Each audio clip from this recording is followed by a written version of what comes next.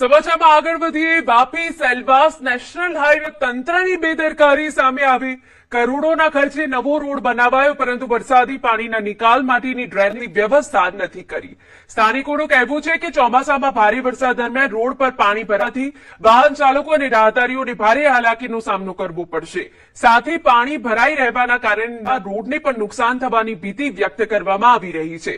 સ્થાનિકોએ તંત્ર પાસે વહેલી તકે યોગ્ય ડ્રેનેજ વ્યવસ્થા ઊભી કરવાની માંગ કરી છે। અત્યારથી ગટરની વ્યવસ્થા છે જ નહીં, જેથી વારંવાર ઘણી જગ્યાએ રસ્તા ઉપર પાણી ફરી વળે છે।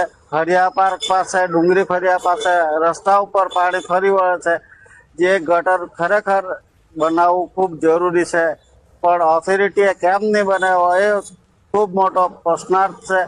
હાઈવે ઓથોરિટી કોઈ કારણસર ટેકનિકલી બંને બાજુ પાણીના નિકાલની ગટર કરવાનું ભૂલી ગઈ છે, અથવા તો ધ્યાન પર રહ્યું છે। બંને બાજુ વરસાદ છે, વરસાદી સિઝનમાં પાણી બંને બાજુ ભરાય છે, તો આ અંગે હાઈવે ઓથોરિટીએ તાત્કાલિક કંઈક વિચાર કરી ચોમાસું આવે પહેલા બંને બાજુ ગટરની વ્યવસ્થા કરવી જોઈએ, એવી મારી માગણી છે। અત્યારથી ગટરની વ્યવસ્થા છે જ નહીં, જેથી વારંવાર ઘણી જગ્યાએ રસ્તા ઉપર પાણી ફરી વળે છે।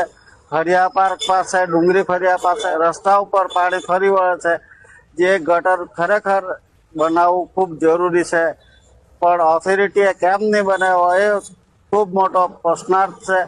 હાઈવે ઓથોરિટી કોઈ કારણસર ટેકનિકલી બંને બાજુ પાણીના નિકાલની વ્યવસ્થાના ગટર કરવાનું ભૂલી ગઈ છે, અથવા તો ધ્યાન પર રહ્યું છે।